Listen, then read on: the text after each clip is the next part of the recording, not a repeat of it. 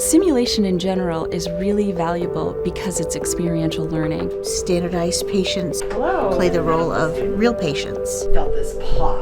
They allow our learners to practice their clinical skills in a really safe environment. I use standardized patients in order to help teach clinicians of all stages and backgrounds how to communicate effectively with patients. They're not being graded on how well they diagnose symptoms, it's how well they communicate. Even if they don't have a lot of experience in education or in acting, those are skills that we can teach. The ability to have standardized patients to let clinicians practice really impacts their ability to then do that well in really important high-stakes situations. We're looking for people who are willing to help others learn and who make good coaches. When I walk off the elevator, this is my happy place. I am a mom, a scientist, a translator.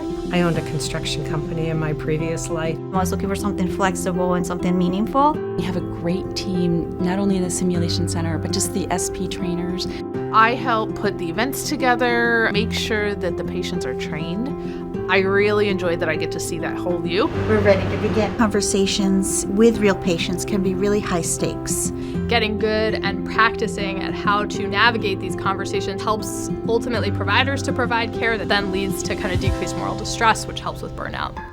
SPs go through a new SP orientation, and then for each case, they'll go through a case training. You start planning about 10 weeks before an event. Everything is so clear how they want us to portray these characters that will help the students improve their human interaction. There's all varied levels of participation that you can do. Our events bring a lot of different people from a lot of different places into one place at one time. We value a safe learning environment. Do your checklist, then you're going to go and invite them into the room. I really get into character. This is a simulation, but it feels so real in the room. Sometimes it gets emotional. We do a lot of difficult cases. There's been a medical error or there's been a death.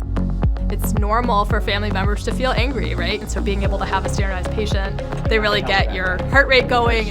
There was a point in time that I didn't speak English. Having that practice with interpretive services, how to connect with the patient without being able to communicate directly, I think is very beneficial. I also do gynecological training, and the camaraderie between the women in that program is sacred.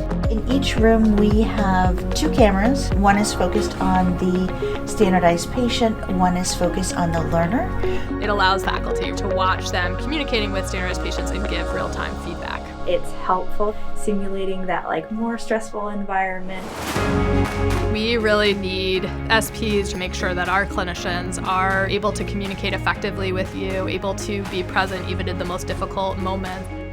SPs pretend to be something they're not, so that learners can practice being someone who they want to be. They will never ask you to do anything you're not ready to do. I feel super comfortable. Everybody is so friendly. We are working together so our communities are the healthiest in America. If you're motivated and want a community of people who are supportive, this is a great group of people to be a part of.